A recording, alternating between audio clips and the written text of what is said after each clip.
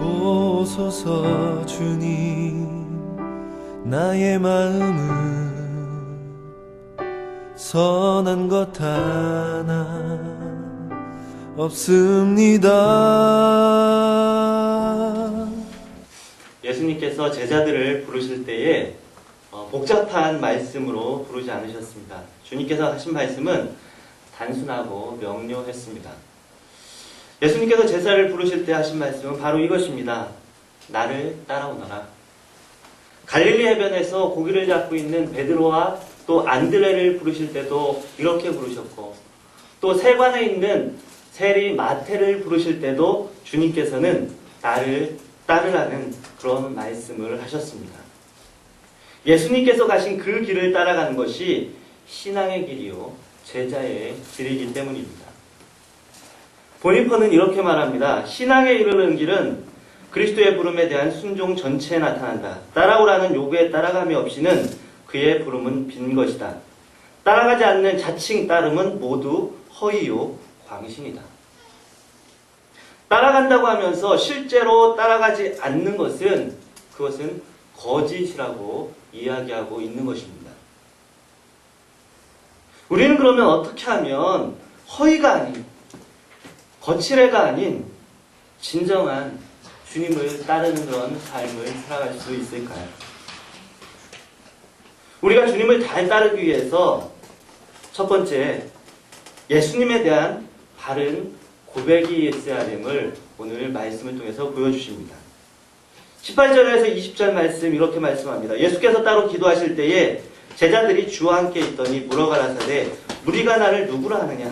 대답하여 가로되 세례 요한이라 하고 더러는 엘리야라 더러는 옛 선지자 중에 하나가 살아났다 하나이다. 예수께서 이르시되 너희는 나를 누구라 하느냐? 베드로가 대답하여 가로되 하나님의 그리스도시니이다 하니. 오늘 보면 바로 앞에 말씀이 오병이어의 기적에 대한 말씀입니다. 예수님께서 오병이어의 그런 이적을 행하시고 나서 제자들과 계실 때에 제자들에게 묻습니다. 무리들이 나에 대해서, 예수님에 대해서 어떻게 고백하는가? 이 무리들은 아마도 오병이어의 기적을 목격한 사람들일 것입니다. 그 장소에 있었던 사람들일 것입니다. 예수님의 놀라운 능력을 보면서 무리들은 예수님에 대해서 세례 요한이 살아나 돌아온 것은 아닐까? 엘리야나 옛 선지자가 다시 살아 돌아온 건 아닐까? 이런저런 이야기가 있었습니다. 예수님을 과거에 의대했던 인물로 무리들은 생각을 했던 것입니다. 하지만 우리 예수님은 과거에 의대한 인물 정도의 분이 아니셨다는 사실입니다. 주님께서는 그 고백에 만족하시지 않으셨습니다. 이제 예수님의 관심은 제자들에게로 갑니다. 너희는 나를 누구라 하느냐? 너희는 나를 누구라 하느냐? 예수님께서는 무리의 대답이 아니라 제자들의 개인적인 고백을 듣고 싶으셨던 것입니다. 베드로가 대답합니다. 하나님의 그리스도시니이다. 주님께서는 바로 하나님께서 기름 부으신 자, 하나님께 기름 부음 받은 자, 기다리던 메시아입니다라고 고백하고 있는 것입니다. 우리 주님께서는 이 베드로의 고백을 기뻐하셨습니다. 마태복음 16장에 보면 예수님은 이 베드로의 신앙 고백에 대해서 천국 열쇠를 내게 주겠다. 그리고 이 고백 위에, 이 신앙 고백 위에 내 교회를 세우겠다라고 주님께서는 말씀하셨습니다. 예수님에 대한 바른 고백이 이렇게 주님을 기쁘게 하는 것입니다. 그런데 베드로는 이 고백을 지속하지 못했습니다. 상황이 변했을 때 베드로의 고백도 변했다는 사실입니다. 놀라운 기적을 보고 영광의 현장에 있을 때에는 바른 고백을 했지만 어려움에 처하고 곤란을 겪게 되었을 때 그는 동일한 고백을 하지 못했습니다. 예수님의 고난의 현장에 있을 때 그는 동일한 고백을 했어야 했습니다. 대제사장의 그런 틀에서 그 여종이 물어봤을 때 베드로는 동일한 고백을 했어야 했습니다. 하지만 베드로는 그렇게 하지 못했습니다.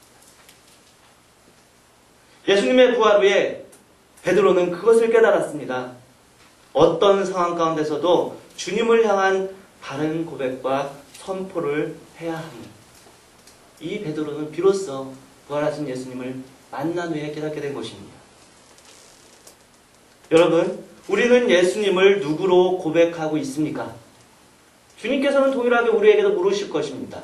너희는 나를 누구라 하느냐? 여러분, 그 고백을 좋을 때뿐만 아니라 어려움 가운데 있을 때에도 동일하게 고백하고 있습니까? 어떤 때는 상황과 환경이 주님에 대한 다른 고백을 하기 어렵게 할 수도 있습니다. 하지만 우리는 그때도 선포해야 합니다. 상황과 환경이 어렵다 할지라도 주는 그리스도시라고, 주는 여전히 전능하시다고, 주님은 신실하시다고 우리는 고백해야 합니다. 요즘 성경 공부를 모두가 하고 있습니다. 청년부에서도 성경 공부를 하고 있는데 5가지 확신을 하고 있습니다. 5가지 확신, 구원의 확신, 기도응답의 확신, 승리의 확신, 사죄의 확신, 인도의 확신. 이 5가지 확신을 하고 있는데 이 5가지 확신에 대해서 공부한다는 얘기는 흔들릴 수 있는 요소들이 많다는 얘기도 됩니다. 주위에서 흔들리게 하는 많은 것들이 있다는 것들을 반증해주고 있는 것입니다.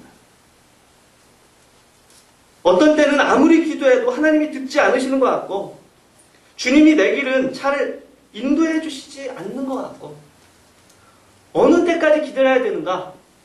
이러한 질문들이 우리 가운데 있을 수 있고 그때 우리의 확신이 흔들릴 수도 있다는 것입니다.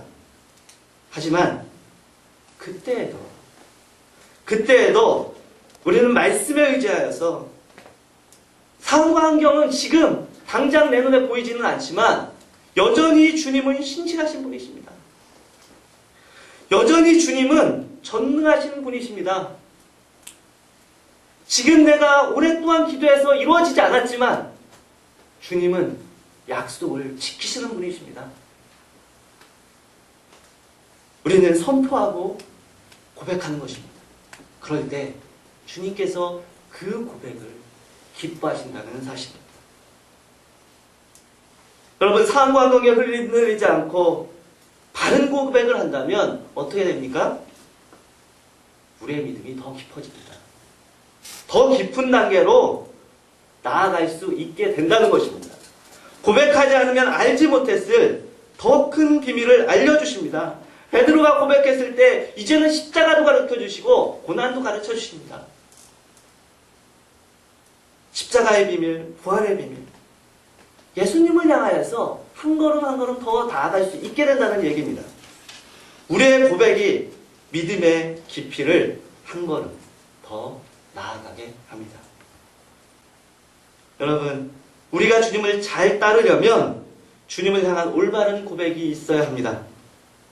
상황과 환경이 그렇지 못하다 할지라도 주님에 대한 바른 고백을 한다면 우리는 주님의 길을 따라 걸어갈 수 있을 것이고 우리의 믿음의 깊이는 점점 더 깊어지게 될 것입니다. 나를 따르라고 말씀하시는 그 주님의 말씀에 따라서 주님을 더 따르기 위해서 두 번째로 자기 십자가를 져야 합니다. 오늘 본문 23절에서 이렇게 말씀합니다. 또 무리에게 이르시되 아무든지 나를 따라오려거든 자기를 부인하고 날마다 제 십자가를 지고 나를 쫓을 것입니다. 주님을 잘 따르기 위해서는 자기를 부인하고 날마다 자기의 십자가를 지라고 주님께서는 말씀하고 계십니다. 어떻게 우리가 날마다 자기의 십자가를 질 수 있겠습니까? 우리에게 다가오는 그 십자가를, 우리에게 닥치는 그 십자가를 어떻게 날마다 질 수 있겠습니까? 우리가 그 십자가를 질 수 있는 방법은 내 자신을 부인하는 것입니다. 자기 부인입니다. 여러분, 십자가가 거북한 이유는 내가 살아있기 때문입니다. 내 안에 내가 살아있기 때문에 십자가가 거북한 것입니다. 나를 부인하면 십자가는 더 이상 짐이 아닙니다. 부인할 것은 우리 자신이지 십자가가 아니라는 말입니다. 자꾸 우리가 십자가를 부인하기에 우리의 짐이 무거워지는 것입니다. 계속해서 고난주간 특별 새벽기를 통해서 고난에 대해서, 십자가에 대해서 우리는 말씀을 듣고 있습니다. 십자가는 모든 사람에게 주어진다고 했습니다. 그것은 피해야 될 것이 아니라 그것은 지고 따라가야 될 그런 것이라는 것을 계속적으로 말씀을 통해서 저희는 배우고 있습니다.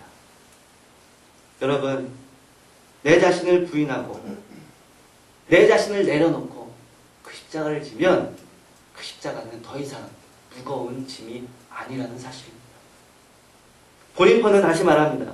예수의 계명을 무조건 쫓는 자, 예수의 멍에를 불평 없이 지는 자는 져야 할 짐을 가볍게 지고 피로를 모르고 옳은 길을 갈 수 있는 힘을 오히려 그의 멍에의 부드러움에 얻는다. 져야 할 멍에를 벗어버리려는 자에게는 예수의 계명이 가혹하고 무거운 짐이 된다. 자진하여 이 부름을 순종하는 자는 무거움을 모를 것이다. 우리가 자기 부인을 통해서 십자가를 지면 더 이상 그 십자가는 우리가 무겁게 지고 가는 십자가가 아니라는 것입니다. 이 십자가, 나 아니어도 다른 사람이 감당하겠지. 그렇게 말하면서 나에게 주어진 십자가를 외면한다면 그곳에는 생명력이 없습니다. 변화가 없습니다. 여러분, 예수님이 십자가를 외면했다면 어떻게 되겠습니까? 예수님께서 십자가를 지지 않으셨다면 어떻게 되겠습니까? 그렇다면 우리에게 구원도 없고 생명도 없습니다. 주님께서 말씀하십니다. 내가 진실로 진실로 내게 이르노니 하나님이 이 땅에 떨어져 죽지 아니하면 하늘 그대로 있고 내가 죽으면 많은 열매를 맺느니라. 내가 죽고 십자가 지면 나도 하나님 앞에 아주 떳떳합니다. 그뿐만 아니라 그 십자가로 인하여서 생명을 얻게 된다는 것입니다. 또 다른 생명을 얻게 된다는 것입니다.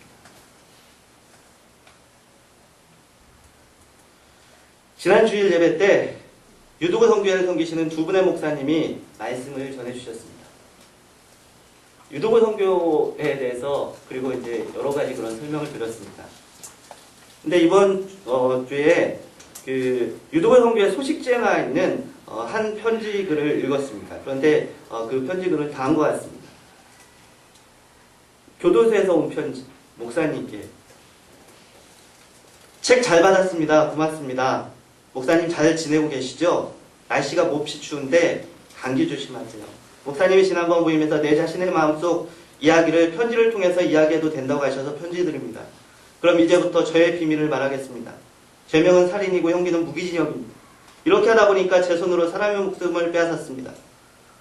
처음에는 반성하기보다는 왜 나한테만 이런 일이 일어나는 거야? 세상이 나한테 해준 게 뭐가 있는데? 하며 원망을 많이 했습니다. 지금도 꿈만 같습니다. 어떻게 내가 사람을 죽일 수 있었을까? 목사님, 과연 저 같은 살인자도 구원을 받을 수 있을까요? 성경책에 보면 10계명 중에 살인하지 말라는 계명이 있는데 저도 과연 하나님을 믿고 따르면 구원을 받을 수 있을까요? 목사님, 지금도 가끔은 원망을 많이 해요. 이제는 고치려고 많이 노력을 하고 있습니다. 교도소 안에 들어와서 많은 것을 깨닫고 있습니다. 밖에서는 정말 책 한 권 읽지 않았거든요.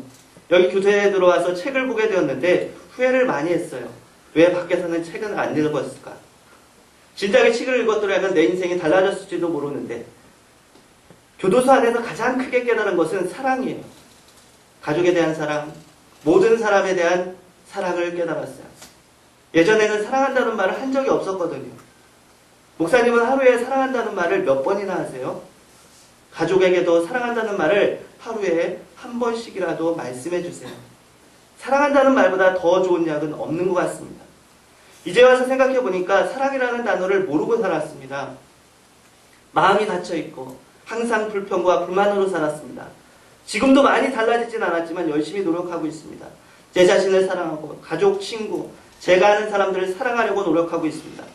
교도소에 갇혀있으니 나가고 싶은 마음이 더 많이 들고 답답합니다. 그래도 노력하고 있으니 목사님 도와주세요. 좋은 말이라도 좋고요. 좋은 책을 보내주셔도 좋아요. 두서없이 글을 읽어주셔서 감사합니다. 다음에 뵐 때까지 건강하세요. 목사님 사랑합니다. 이런 편지 글이었습니다.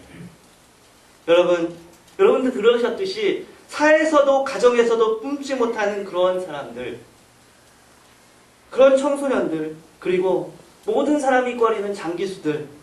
그런데 그들에게서 이러한 그런 사회 편지가 오고 말씀으로 새롭게 되고 세례를 받고 변화됩니다.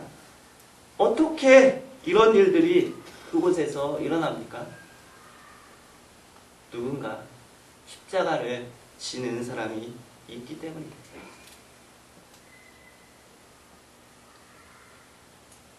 만약에 이분들이 이 십자가는 내가 못 지겠다고, 내가 감당할 수 없다고, 나는 아니라고 그렇게 외면했다면 어떻게 되었을까요? 사회에서 모두가 안 되는 사람들이라고 말하는 이들에게 생명이 들어갈 수 있었을까요?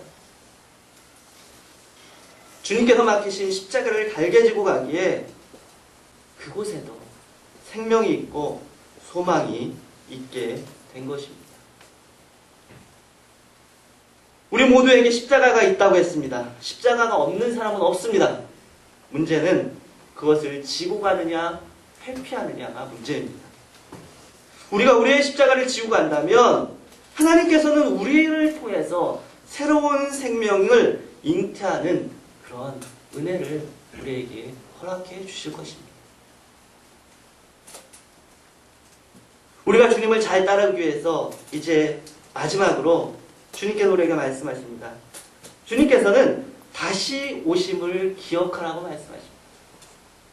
우리가 주님을 잘 따르기 위해서는 주님께서 다시 오신다는 사실을 잊지 말고 기억하고 있으라는 것입니다.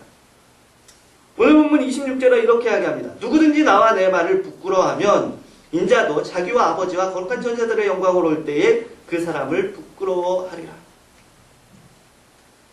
이 말씀 가운데 영광으로 올 때에 라고 말씀합니다. 여러분, 주님께서 다시 오십니다. 주님께서 다시 오십니다. 여러분, 이것을 기억할 때 우리는 주님을 잘 따르는 삶을 살 수가 있습니다. 주님께서 다시 오신다는 사실을 잊고 있기에 우리는 바로 앞에 있는 나의 그런 삶들을 세상적인 욕심을 따라 살아가는 것입니다. 오늘 말씀 가운데 이런 말씀이 나옵니다. 나와 내 말을 부끄러워하면 이게 무슨 뜻일까요? 믿는 사람들 중에, 예수님을 믿는 사람 중에 예수님이나 예수님의 말씀을 부끄럽게 여기는 사람 별로 없을 겁니다. 사실 내가 부끄러운 거죠. 내 자신이 부끄럽습니다. 예수님이나 예수님의 말씀을 부끄럽게 여기는 사람은 별로 없습니다. 그렇다면 여기서 부끄러워한다는 말은 무슨 뜻일까요? 주님을 부끄러워한다는 것은 하나님의 말씀, 주님의 말씀을 부끄러워한다는 것은 우리의 삶 가운데 주님을 드러내는 삶을 살지 않는다는 것을 말합니다. 자랑스러운 것은 자꾸 알리게 되어 있습니다. 하지만 부끄럽게 여기면 감추려 합니다. 말씀을 듣지만 그 말씀을 숨겨두고 세상에서는 세상의 그런 방식을 따라 살아간다면 그것이 바로 주님을 부끄러워하는 것이라고 말씀하고 있는 것입니다.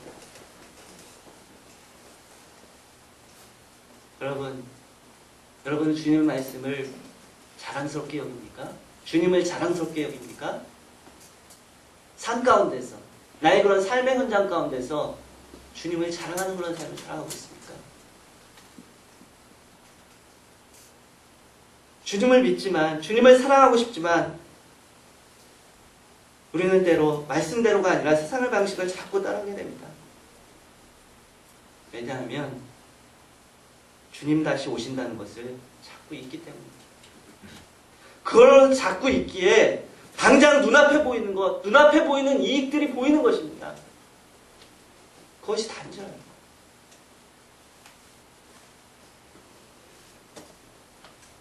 여러분, 주님은 분명히 다시 오십니다. 분명히 다시 오십니다. 우리는 다 주님 앞에 서게 될 것입니다. 만약 주님께서 말씀하신 것들에 대해서 우리가 마치 그 말씀을 모르는 것처럼, 듣지 않은 것처럼 세상에서 살아간다면 주님도 그 영광을 숨기실 것입니다.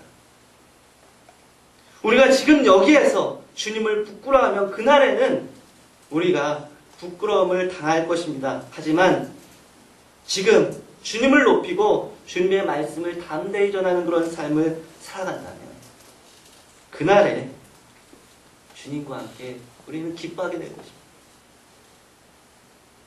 여러분, 세상의 영광과 하늘의 영광 가운데 어느 것이 우리에게 더 중요합니까? 우리는 세상에 주는 것과 그리스도의 상급 가운데 어느 것을 따르고 있습니까? 우리가 주님 다시 오심을 분명히 믿고 있다면 함부로 살아갈 수 없을 것입니다. 주님 다시 오심을 우리가 늘 기억할 때, 우리가 고백하듯이, 우리가 노래하듯이 주님 다시 오실 때까지 우리는 이 길을 걸어갈 수가 있게 되는 것입니다. 여러분, 우리 모두는 주님을 따르는 자로 부름을 받았습니다. 그리고 주님께서는 그 주님을 따름이 허위가 아닌, 거짓이 아닌 진정한 따름이 될 것을 요구하고 계십니다. 고난주간을 보내고 계신 여러분, 상황과 환경에 흔들리지 않고 주님을 고백하고 주님 다시 오심을 기억하면서 주님께서 맡기신 십자가를 기꺼이 지려 한다면 우리는 주님의 길을 넉넉히 가게 될 것이고, 또한 주님 다시 오실 때 우리 모두가 그 영광 가운데 다 참여하게 될 것입니다. 기도하겠습니다.